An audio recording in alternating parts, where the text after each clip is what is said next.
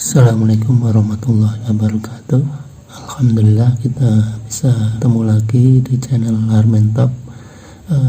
Kali ini kita akan upload pengajian rutin yang kemarin diasuh oleh Gus Rum Ngrukem Bantul Yogyakarta. Semoga apa yang disampaikan oleh Gus Rum nantinya bisa bermanfaat bagi kita semua. Jangan lupa subscribe, like, dan komennya yang membangun ya di channel ini. Dan selamat menyimak apa yang disampaikan oleh Gus Rum dalam pengajian malam ini.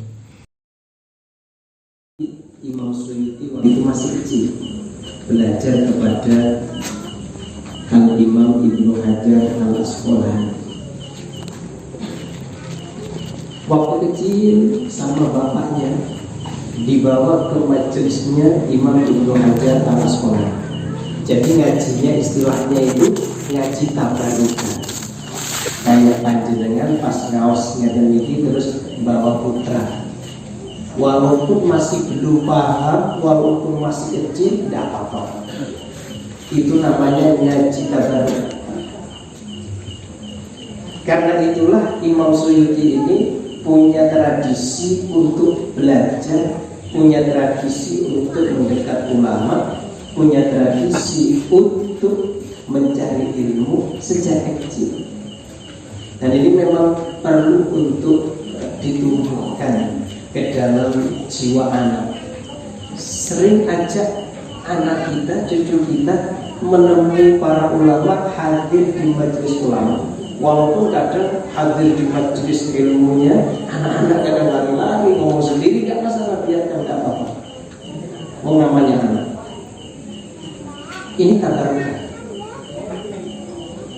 Sering kayak gitu, dibawa saja ke para ulama, dengan sering ajak putra-putrinya untuk datang ke majelis para ulama, karena dengan itu akan mempengaruhi jiwa anak. Akan tertanam dalam diri anak, wah saya ingin seperti yang itu, saya ingin seperti ulama itu, saya ingin seperti syekh itu. Karena fadlullah itu yutihi mayasya. Kita nggak tahu kapan Allah Ta'ala ngasih itu. Pas anak kita masih kecil, tertanam di hatinya, ketika besar itu muncul lagi. Bisa semua. Salah satu jawabannya, dulu saya waktu kecil itu sama bapak saya sering beginikan, nanti mondoknya ke sini. Sejak kecil itu dikasih yang namanya apa ya, pelajaran seperti itu, dididik terus, nanti kau mondoknya di sini. Waktu saya besar nggak mau mondok, aneh kan? Padahal sejak kecil itu ditekan ada seperti itu terus. Pelajaran seperti itu. Waktu saya mau lulus SMP, saya disuruh mondok, nggak mau. Sebelumnya udah sering mondok sih masalahnya. Sebelum TK saya mondok, MTS mondok, mau lulus MTS disuruh mondok, nggak mau. Alasannya, wah kalau mondok saya nggak bisa sepak bola.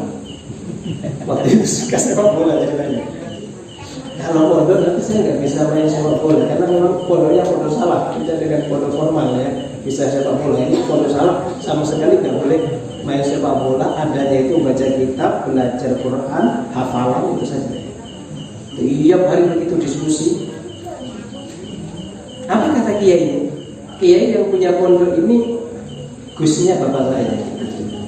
Waktu di pondok akrab sama bapak saya, waktu itu ke rumah. Oh gitu. Ya nggak apa-apa, kamu nanti mondok boleh sepak bola katanya. Kata iyanya, luar biasa ini. Padahal katanya nggak boleh. Udah nggak apa-apa, mondok saja nanti boleh sepak bola. Nah, senang saya kan, berangkat ke sana. Ketika masuk ternyata nggak boleh sepak bola. Terlanjur masuk ya kan, ya sudah. Terlanjur basah mati sekarang mati terus. Apa ya itu, masya Allah. Artinya apa? Masih tertanam dalam jiwa itu keinginan untuk mondok, walaupun kadang ada sedikit penghalang, tapi itu ketika nanti ditunjang dengan situasi dan kondisi akan mudah muncul kembali. Nah, ini Ibnu Hajar Al-Asqalani yang ngarang kitab Bulughul Maram. Ini luar biasa, punya julukan Amirul Mukminin fil Hadis. Apa Amirul Mukminin fil Hadis? Pemimpin umat Islam dalam masalah hadis. Saking ahlinya sampai punya julukan itu. Bayangkan Ibnu Hajar Al-Asqalani ini punya kitab fenomenal namanya Fathul Bari Syarah Sahih Bukhari. Ini luar biasa, kitab paling top. Sahih Bukhari disarahi dengan syarah yang paling top. Ini cuma syarahnya Ibnu Hajar Al-Asqalani. Belum beliau punya kitab Al-Isubah fi Tamyizis Sahabah, kitab yang menerangkan tentang sahabat Nabi mulai dari Abu Bakar, disebutkan siapa saja sahabat Nabi sampai ada 4 juz, setiap juznya besarnya sekian. Nama sahabat lengkap dan ceritanya ada di situ. Kalau kau ingin tahu sahabat Nabi siapa saja namanya, ini beli kitab Al-Isabah fi Tamyizis Sahabah, karangannya Ibnu Hajar Al-Asqalani. Punya kitab banyak sekali orang beliau, khususnya berkaitan dengan masalah hadis Nabi Muhammad Sallallahu Alaihi Wasallam. Saya punya kitab antik dari Ibnu Hajar Al-Asqalani ini. Beliau pernah ngarang kitab tentang terjemah Syekh Abdul Qadir Al-Jilani, biografi Syekh Abdul Qadir Al-Jilani. Beliau karang berdasarkan salaf. Ini luar biasa. Kadang itu cerita kewalian itu gak ada sanadnya. Lah ini beliau sebutkan dalam kitabnya ada sanadnya sampai Syekh Abdul Qadir Al-Jilani. Wajib. Inilah beliau. Sehingga kita ngaji kitab ini, kita Bulughul Maram ini, semoga mendapatkan berkahnya beliau ya, berkahnya Al-Imam Al-Hafidh Ibnu Hajar Al-Asqalani. Nanti dalam membaca kitab ini nanti akan saya terangkan sedikit demi sedikit. Nanti supaya kita langsung kepada pembahasan, nanti insya Allah pada malam ini kita akan menerangkan sedikit tentang Bismillahirrahmanirrahim sebagai muqaddimah. Nanti setelah itu kita lanjutkan lagi. Mari kita mulai. Sebenarnya saya punya sanad yang sambung sampai Ibnu Hajar Al-Asqalani, tapi ini lupa tidak saya bawa. Nah, insya Allah bulan depan akan kita bahas sanadnya dan akan kita bagikan pada jenayah semua. Sanad kita sampai guru-guru kita sampai kepada Ibnu Hajar Al-Asqalani. Insya Allah bulan depan insya Allah kita sampaikan sanad kitab Bulughul Maram dan kitab-kitab yang lainnya. Bismillahirrahmanirrahim. Bismillahi kelawan nyebut asma'i Allah.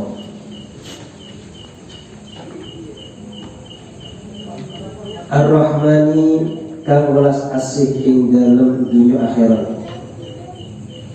Ar-Rahimi kang welas asih ing dalem akhirat bloko.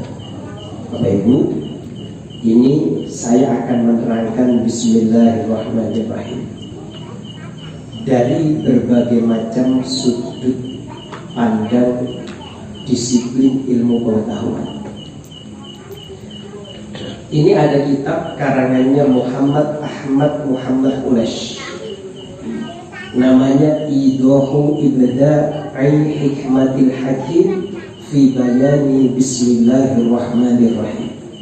Kitab ini menerangkan tentang Bismillah dari berbagai macam sudut pandang ilmu pengetahuan, dari sorof, nahwu, badi, ma'ani, tasawuf, usul fikihnya, dan juga berkaitan dengan usul din. Nah, ini luar biasa tadi. Nah, sekarang karena kita mengkaji hadis Nabi, saya akan menerangkan Bismillahirrahmanirrahim ini lewat hadis. Jadi kenapa sih setiap orang ngarang itu mesti diawali dengan Bismillahirrahmanirrahim. Kenapa? Setiap melakukan sesuatu yang positif, kita dianjurkan untuk mengawali dengan Bismillahirrahmanirrahim. Ini satu yang kita bahas dari sisi ini. Nomor 2 dari sisi fikih, nomor 3 dari sisi fadilahnya. Nanti akan kita bahas di sini. Bapak Ibu yang dimuliakan oleh Allah Ta'ala, hadis yang berkaitan dengan anjuran membaca Bismillahirrahmanirrahim ini diriwayatkan oleh Imam Abi Dawud, Imam Nasai, dan Imam Ibnu Majah dari Abu Hurairah. Hadisnya berbunyi, kullu amrin dhibalin la yubda'u fihi bi Bismillahirrahmanirrahim fahuwa aqta.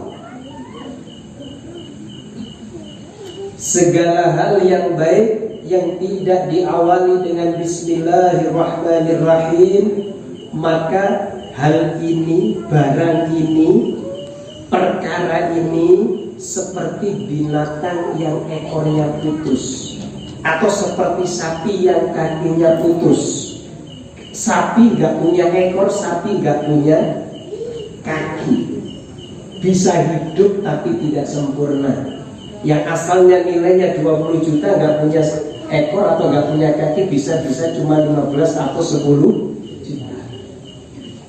Begitu juga segala hal yang baik, kok tidak kita awali dengan Bismillahirrahmanirrahim, maka hal baik ini barokahnya berkurang.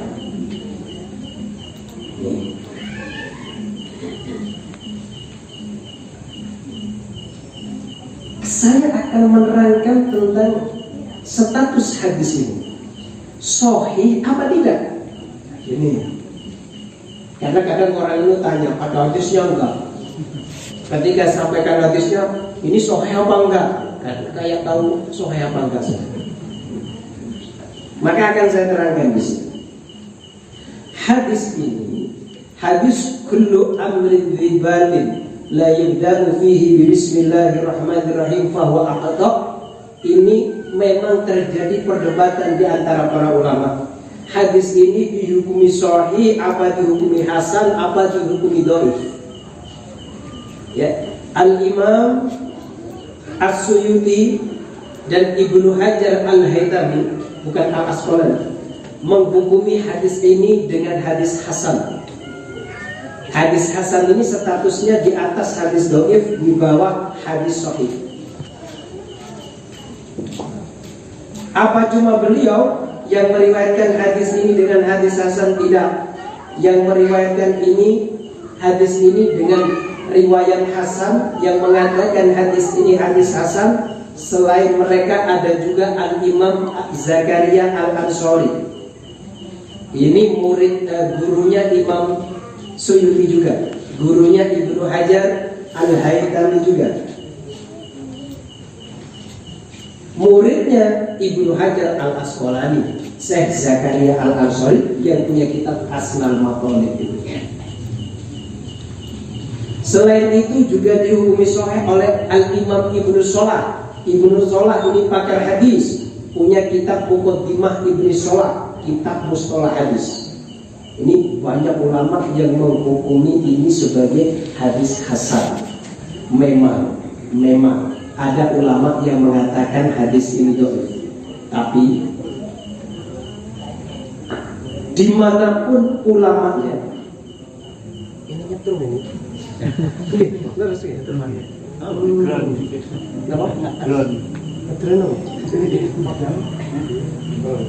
Pun ada nama-nama.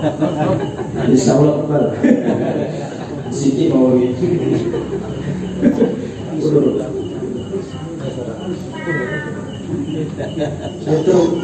terus kalau keringan nopo-nopo semutan nopo-nopo ternyata nyetruk antik nih.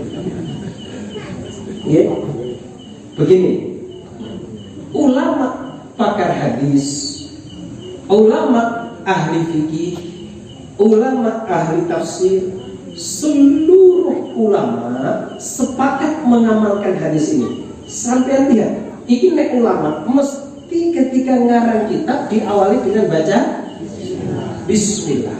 Iku nek ulama pun sing gak ulama gak paham. Ulama pakar hadis, ulama pakar tafsir, ulama pakar fikih, usul fikih, qawaidul fikih, semuanya ketika ngarang kitab mesti diawali dengan Bismillahirrahmanirrahim. Ini berarti menunjukkan Bapak Ibu yang dimuliakan oleh Allah Ta'ala, bahwa hadis kullu amrin bibalir la yubda'u fihi bi Bismillahirrahmanirrahim ini layak untuk dipakai. Berarti bukan hadis dhaif maknanya, apalagi sangat dhaif. Kok bisa sih? Kalau sanadnya dhaif misalnya gimana? Kita harus ngerti gini. Al-Imam Suyuti dalam kitab At-Ta'qibat 'alal Mawdu'at.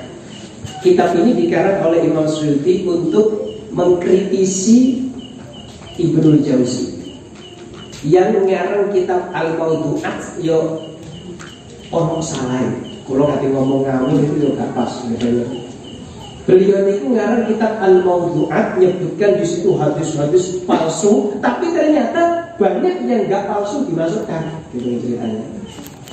Makanya terus Imam Suyuti punya kitab namanya At-Ta'qibat 'alal Mawdu'at. Kitab ini mengkritisi, loh ini gak mau tuh kok diletakkan di kitab ini. Nah, di situ Imam Suyuti mengatakan begini. Dalil bahwa hadis ini sahih. Paham ya? Salah satu dalil yang menunjukkan bahwa hadis ini sahih adalah ulama mengamalkan hadis itu. Ulama berpendapat seperti hadis itu. Sekarang saya mau tanya, adakah ulama ketika ngarang kitab gak baca bismillah? Gak ada. Semua pakar hadis, semua pakar ilmu, ulama apapun, ya tokoh wong Islam niku ketika ngarang kitabnya pasti menyebutkan Bismillahirrahmanirrahim. Bahkan dalam kitab At-Taqibat ini Imam As-Suyuti mengatakan salah satu dalil kalau hadis itu sahih adalah dipakai oleh ulama, dibuat landasan oleh ulama, walaupun sebenarnya tidak mempunyai sanad yang bisa dipertanggungjawabkan. Wah, ini antik ini. Antik banget. Tapi nek gak paham mustalah gitu, rotok bingung ngaji gorengan ini.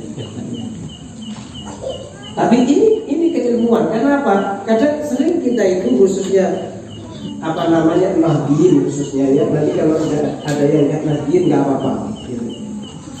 Dikritik karena jarang yang pakai hadis. Ya kiai-kiai kita itu jarang pakai hadis. Maka ketika diserang dengan hadis bingung. Diserang dengan hadis kullu bid'atin dhalalah bingung. Piye carane ngoten iki?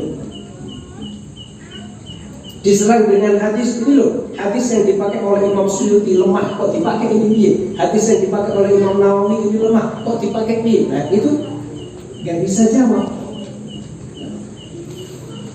Lah Imam Suyuti mengatakan begini, salah satu dalil kalau hadis itu sahih diamalkan oleh ulama walaupun tidak ada sanadnya, itu berarti sahih.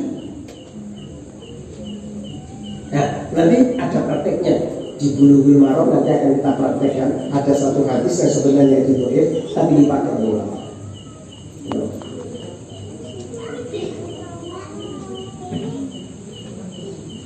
Dari sini kita tidak ragu sekarang memakai hadis kullu amrin bibalin la yubda'u fihi bismillahirrahmanirrahim bahwa akbar. Maka kita pakai saja hadis ini. Kenapa? Karena hadis ini hasan. Apalagi seluruh ulama memakai bismillah. Tidak ada yang tidak memakai bismillah. Secara fikih Bapak Ibu yang dimuliakan oleh Allah Ta'ala, membaca bismillah ini hukumnya sunnah. Tapi tidak semua hal dianjurkan untuk dibacakan bismillah. Hal yang dibacakan bismillah ini adalah hal-hal yang baik saja. Maka baca bismillah ini hukumnya wonten 5. Wonten baca bismillah hukumnya yang wajib. Menurut mazhab Syafi'i ketika sholat kalau nggak baca bismillah Fatihahnya nggak sah. Maka baca bismillah hukumnya wajib. Menurut ulama Maliki baca bismillah itu juga dihukumi wajib. Kapan? Ketika kita nyembelih. Kalau menurut Imam Malik ini nyembelih hayawan wajib baca bismillah. Begitu juga kalau kita misalnya berburu menggunakan anjing, saat melepas anjing katanya ulama Malikiyah kita wajib baca bismillah. Tapi nek ulama Syafi'i betul. Jenengan nyembelih ayam tanpa nyebut nama Allah, tanpa nyebut bismillah, halal apa enggak ayamnya? Halal, enggak apa-apa. Yang penting yang nyembelih wong Islam. Ini halal. Jadi baca bismillah saat nyembelih itu bukan kewajiban tapi hukumnya sunnah. Kecuali menurut mazhab Malik. Kalau menurut mazhab Malik hukumnya wajib. Ngoten. Wajib. Nomor 2, hukum baca bismillah itu sunnah. Kapan baca bismillah itu sunnah? Segala hal yang baik itu sunnah diawali dengan bismillah. Contohnya minum. Nah ini bismillah dulu. Bismillahirrahmanirrahim. Minum dulu ya. Ini praktek. Nah ini dua ilmu gak dipraktek lagi ya iya. Makanya itu dua praktek ya. Praktek raiso ya.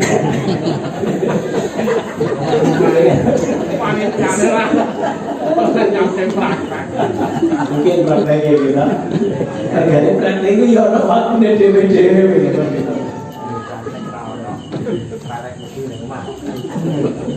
Terus itu, jadi baca bismillah segala hal yang baik itu hukumnya sunnah.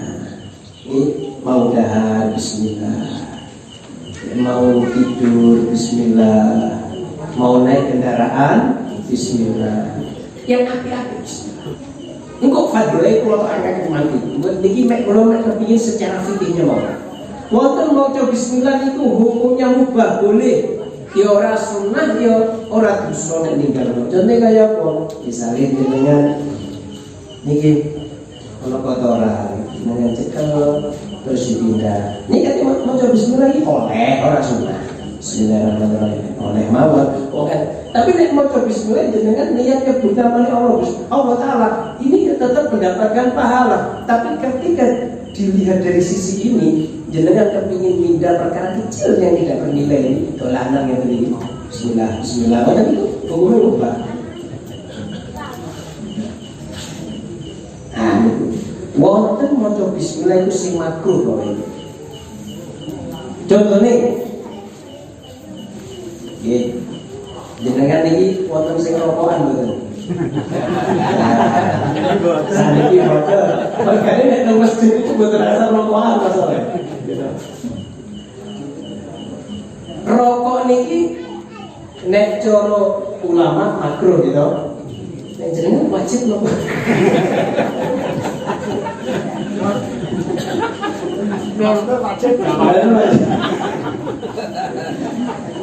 Rokok niki ono ulama sing hukumi makruh. Lah nek jenengan kate rokokan kok bismillah, moko hukume bismillah makruh. Ngono.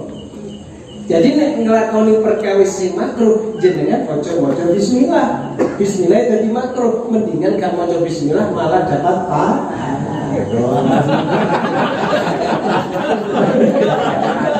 Rokok langsung rokok ya. Langsung mawon. Nek rokokan ini langsung rasa kata bismillah.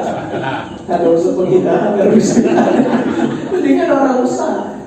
Nah bismillah malah makruh ninggal bismillah malah mukmin apa dapat pahala. Diniati dan aku gak bismillah iki krono gak kepengin ngino bismillah ngono. Diniati nek boten diniati iki boten dapat pahala. Paham ya? Memang rokok ini benten-benten. Wonten kiai niku gak iso ngajar nek gak rokokan. Mungkin niku. Dadi dhewe niku ngajar niku kudu ngubus to. Entek semua. Nek gak yo leren ngaji. Wonten sing modele ngoten. Terus kayak biasa tiga gitu. Dan yang bayangan itu kata itu seperti jenengan. Dan itu umumnya memang bedanya. Wonten sing salah satu dari yang ini habaib. Wonten Habib itu teng daerah Yaman itu. Jadi nek ono rokok dibong, waktu dibong, betul dirokok lho ya. Sugih memang Habib. Oh, tembakau dibong. Ini gak ada makro itu tidak mau kalau saya tahu mana ini kan nggak terlihat. Nah terus waktu sebagian habaib orang pulang. Waktu Muhammad kata Habib Abdurrahman Al-Habsyi kemarin dari Yaman. Nah, ini salah satu Habib yang ngiring ini rokokan. Sama beliau, kok rokokan kamu? Pakai bahasa Arab. Iya Beb. Kalau Habib anu itu yang kaya di Yaman itu bakar tembakunya banyak, kalau saya sedikit-sedikit bakarnya. Jadi ngilang mau tembaku tak bong. Ini bahasa ide. Paham kan? Nek Habib niku tugas kata tembaku langsung dibong. Nek kula ngobongi sithik-sithik regane kula melarat jane. Yo ya asale mau bisa rokok. Gitu. Anane kula kalau ini, nek guru kula itu memang ngarang rokok. Guru kula kali Gus Bahat itu yang pondok sarang, nggih padha macane sarang. Nggih dilalah masalah rokok padha wong kali. Guru kula yo mboten rokok yo Ki Haji Shalawuddin Muslim As-Sidani niki mboten rokok, Gus Bahat yo ora rokok. Ya jadi dapatnya seneng rokok nih cerita waktu itu pas ngaji. Tapi nek debat masalah rokok mesti kalah Gus Bahat. Kan tahu benar. Kalau iya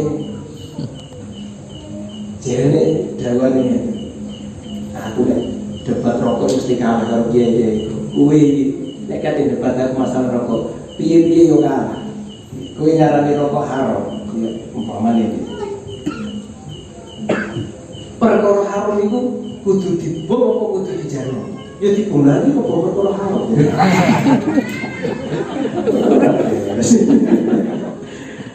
Nek perkara sing haram kan kudu dibuat ya gitu. Nek dibuat gak dibom kok dirokok opo? Masa tak bongan aku. Sik-sik. Allah kari. Tapi ya mboten. Alhasil ya kula nanti bangun iki waktu itu jauhan. Maka bangun itu jauhan. Nek wong rokok gak iso dadi wali. Wali ulah makan. Nek wong rokok gak iso dadi wali. Kenapa? Tapi nek jenengan durung dadi wali aja rokok.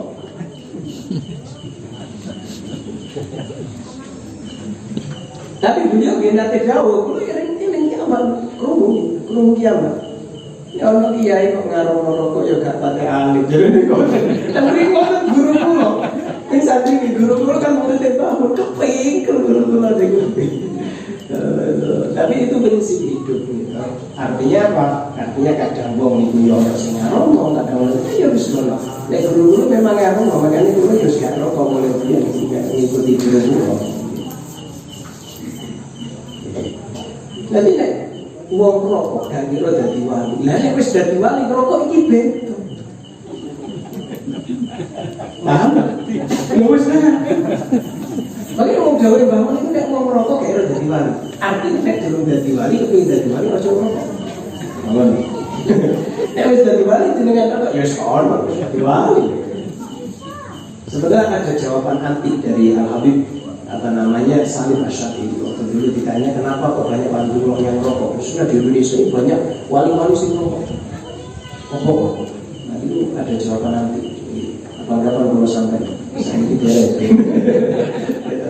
Jadi ini salah sijine hukumnya maca bismillah. Lah terakhir maca bismillah itu hukumnya haram. Ketika ngelampaui perkawis haram sing asli kok maca bismillah juga dihukum haram. Contohnya kados napa?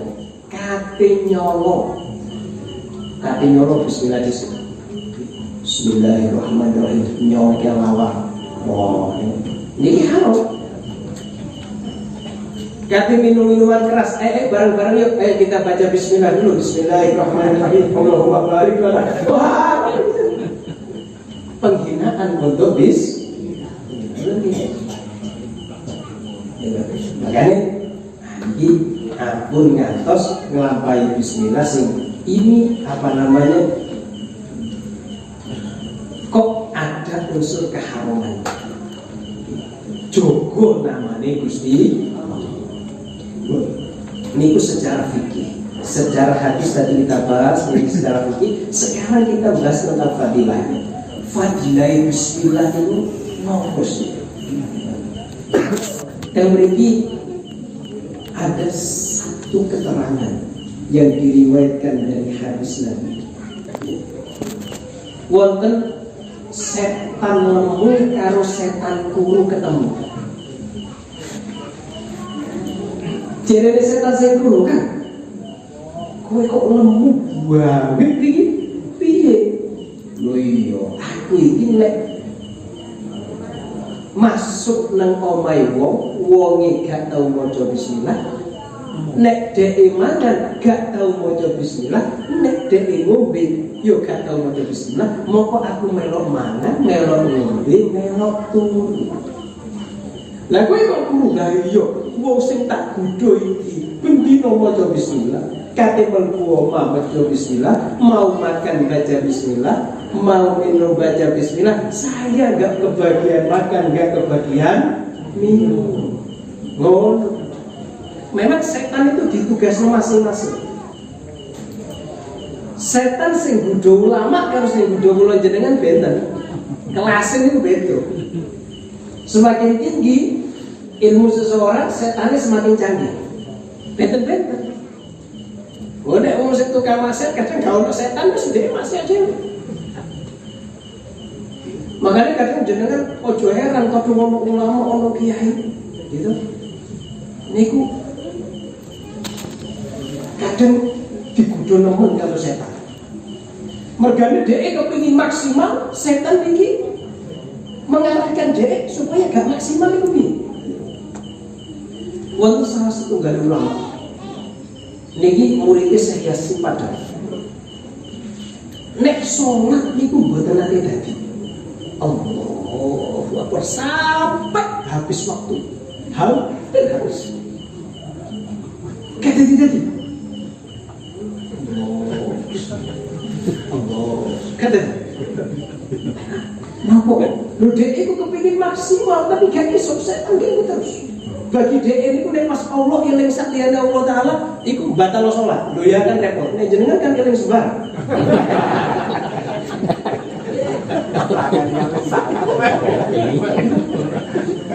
Nah, jadi itu ketika Allahu Akbar, di situ ada usolli fardhu dhuhri arba rakaatin imaman lillahi ta'ala.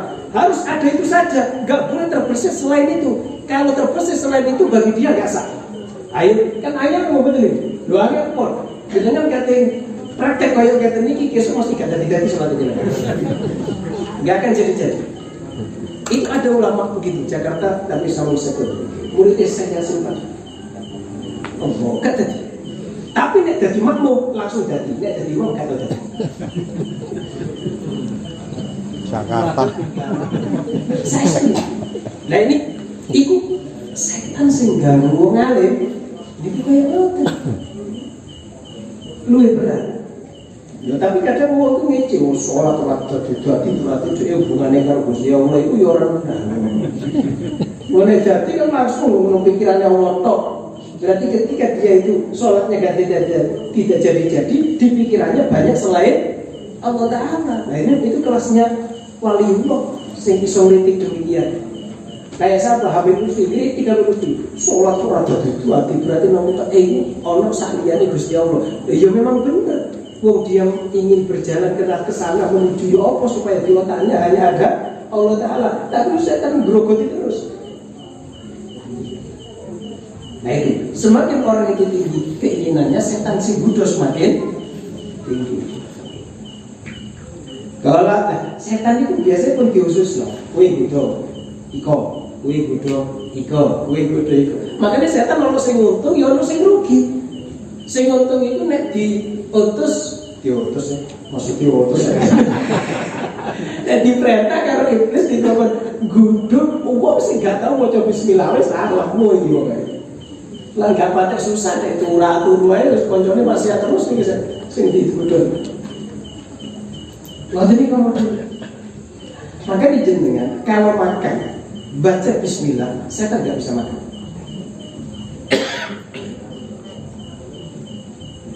Baca bismillah, apa mau? Karena bismillah ini hijabul mani, penghalang benteng yang bisa menghalangi setan.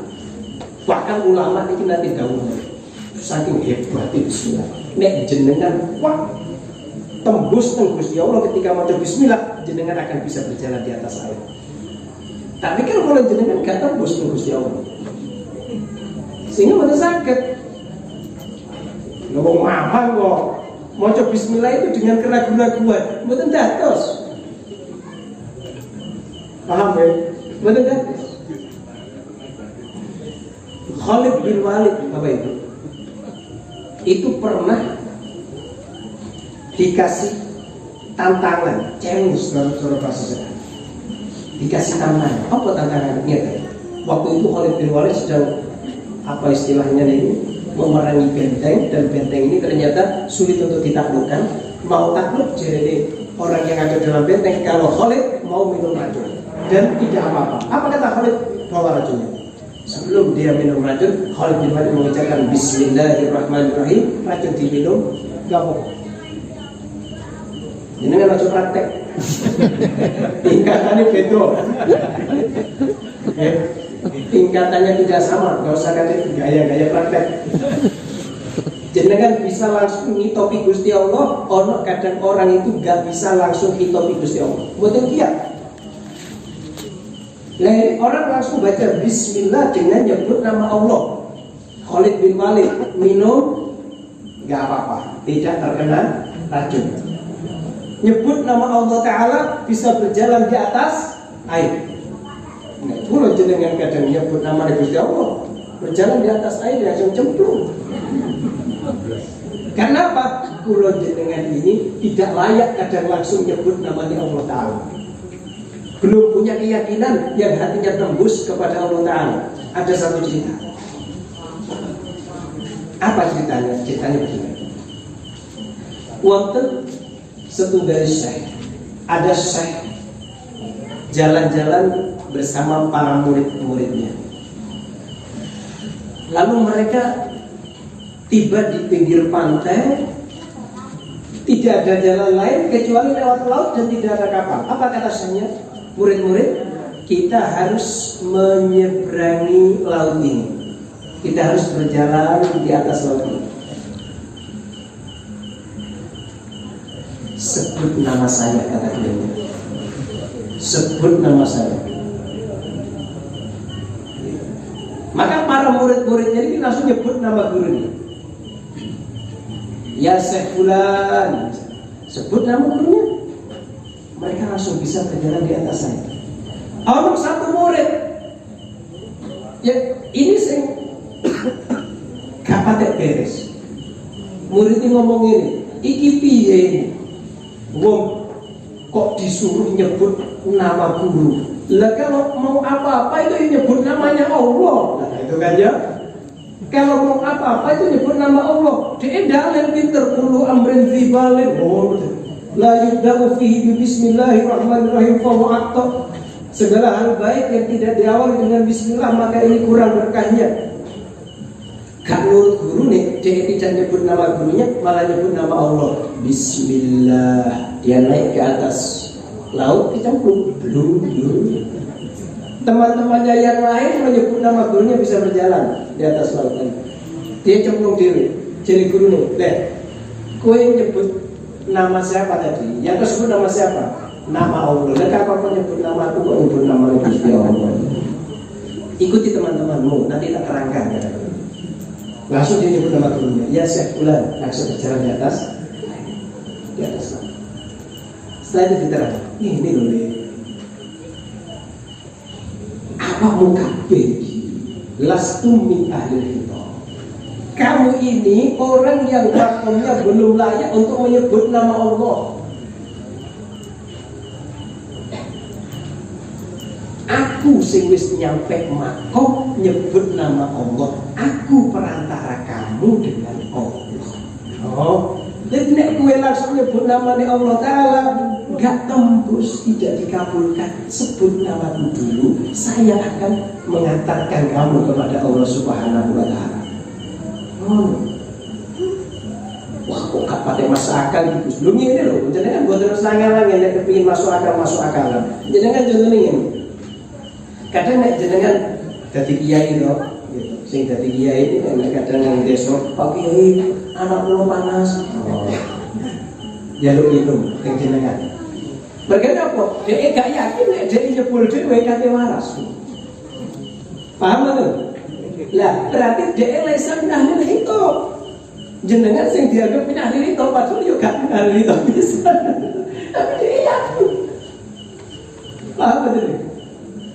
Mangke teng akhirat kuwabe manungsa niki didhawuhi kali Gusti Allah ayono njaluk turun ngadam ciri Adam aku gak wani Ibrahim aku gak wani Nabi Musa saya gak berani Nabi Isa saya gak berani ciri Kanjeng Nabi analah saya bagian kuwi ayo coba jenengan nabi-nabi yang lain gak berani langsung menghadap Allah Ta'ala ya berani hanya Kanjeng Nabi. Berarti apa? Nabi-nabi yang lain waktu itu laisu min ahli kitab, bukan termasuk orang yang langsung bisa ngomong sama Allah Ta'ala.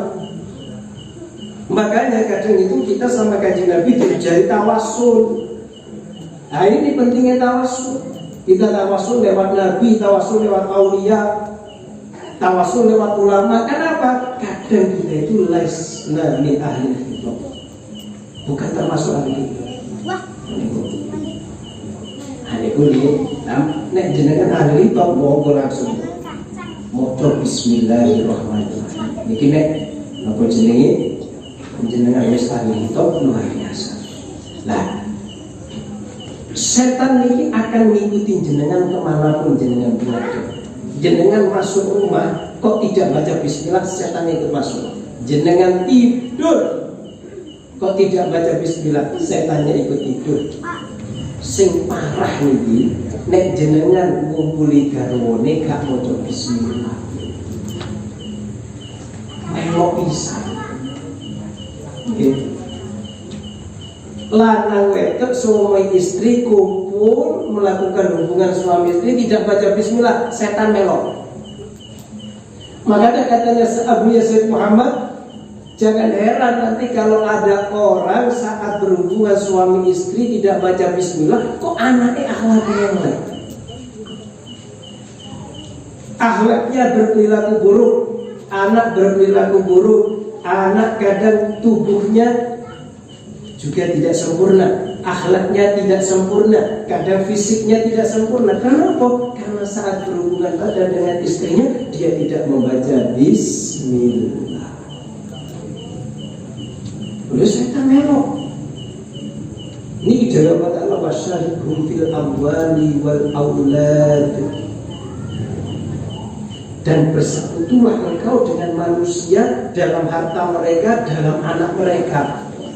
Jadi, kalau kita makan gak baca bismillah, setan ikut makan. Itu maknanya bersekutu dalam harta. Kalau kita minum gak baca bismillah, setan ikut minum. Lah bersekutu dalam anak artinya apa? Artinya kita saat mengumpuli istri kok tidak baca bismillah, setan ikut kumpul. Maka yang membentuk anak kita adalah bukan cuma mani manusia, tapi mani manusia dan maninya setan. Spermanya setan masuk bisa. Makanya kadang anak sulit untuk dikendalikan, anak sulit untuk diarahkan, anak sulit untuk diberi penjelasan. Karena apa? Di dalamnya ada unsur-unsur setan. Karena tidak membaca Bismillahirrahmanirrahim. Ini jawab aku ya. Nih Dawid, wa idza arada ayu jami'a wa lam yusammi jama'a syaitan ma'ahu. Ketika ada orang ingin bersetubuh dengan istrinya, kok dia tidak baca bismillah, maka syaitan ikut bersetubuh dengan dia. Wa yakunu ba'dul maulud bisabab ikhtilati ma'ihi zaniman. Dan anak yang dilahirkan kadang disebabkan maninya si suami, spermanya suami campur dengan spermanya setan masuk ke dalam rahimnya istri, anak menjadi zalim. Kadang maknanya zalim ini kafir, kadang maknanya zalim ini buruk akhlaknya, buruk peringainya, sulit untuk diarahkan, tidak punya sopan santun, tukang lakoni maksiat. Itu salah satu penyebabnya adalah karena saat berhubungan suami istri tidak baca bismillah, sehingga setannya ikut, sehingga mani yang masuk ke dalam rahim maninya suami, maninya setan. Ya bayangkan ya, maninya setan masuk kayak apa. Tapi jangan nggak pernah gitu. Allah, jadi gitu. Bahkan wabatuhu kafiran, wabatuhu fasikon. Kadang-kadang gitu. Makanya ini bacaan Bismillahirrahmanirrahim ini benar-benar harus kita biasakan. Sedikit sebut, ya walaupun tidak lengkap Bismillah itu juga harus benar. Yang paling bagus Bismillahirrahmanirrahim. Ya, inilah apa sebagian faedah daripada Bismillahirrahmanirrahim. Nek kehebatan nih, wonten setunggalipun hadis ingkang nerangkaken bahwa ketika Nabi Musa dikejar-kejar oleh Fir'aun, Nabi Musa ini dikejar oleh Fir'aun sampai nyampe ke laut yang di situ beliau terus bingung, gimana ini? Fir'aun sudah tentara sudah di belakang. Kata Allah Ta'ala, pukulkan tongkatmu ke dalam laut. Ketika dipukulkan ke laut, maka laut itu membelah menjadi jalan. Nabi Musa bisa masuk. Jenengan semerap rahasia itu. Rahasia kenapa tongkatnya Nabi Musa benar-benar menjadi tongkat yang luar biasa hebatnya, sampai-sampai digunakan untuk memukul laut menjadi terbelah. Kenapa? Karena di tongkatnya Nabi Musa tertulis Bismillahirrahmanirrahim dengan bahasa Ibrani. Tertulis Bismillahirrahmanirrahim. Ini top Bismillah, nama ini top loh. Bismillah itu inti Quran. Inti Quran itu Fatihah, inti Fatihah ada pada Bismillah. Ini tidak diterapkan panjang lebar sekali. Walhasil Bismillah ini adalah isnun mani, ya, benteng yang kuat mencegah dari gangguan setan. Niki mawon, mungkin bisa bermanfaat. Kita dilindungi oleh Allah Ta'ala dari gangguan setan, putra-putra dan juga keturunan kita dijadikan putra dan keturunan ingkang dikepihaken saking gangguan setan. Assalamualaikum warahmatullahi wabarakatuh. Bismillahirrahmanirrahim. Alhamdulillahirabbil alamin. Hamdan yuwafi ni'amahu wa yukafi mazidah. Allahumma shalli wa sallim wa barik ala sayyidina Muhammadin salata 'abdin qallat hilatuhu rasulullahi asilatuhu wa tala ayatillahi wa likulli karbin 'azim fa farij 'ala ma nahnu fihi bismillahirrahmanirrahim. Rabbana taqabbal minna innaka antas samiul 'alim wa tub 'alaina innaka antat tawwabur rahim. Rabbana hab lana min azwajina wa dhurriyyatina qurrata a'yun waj'alna lil muttaqina imama. Rabbana yassir lana umurana yassir lana umurana yassir lana umurana wa dunya wal akhirah. Rabbana atina fid dunya hasanah wa fil akhirati hasanah wa qina adzabannar. Subhana rabbika rabbil izzati amma yasifun wa salamun alal mursalin walhamdulillahi rabbil alamin. Al-Fatihah.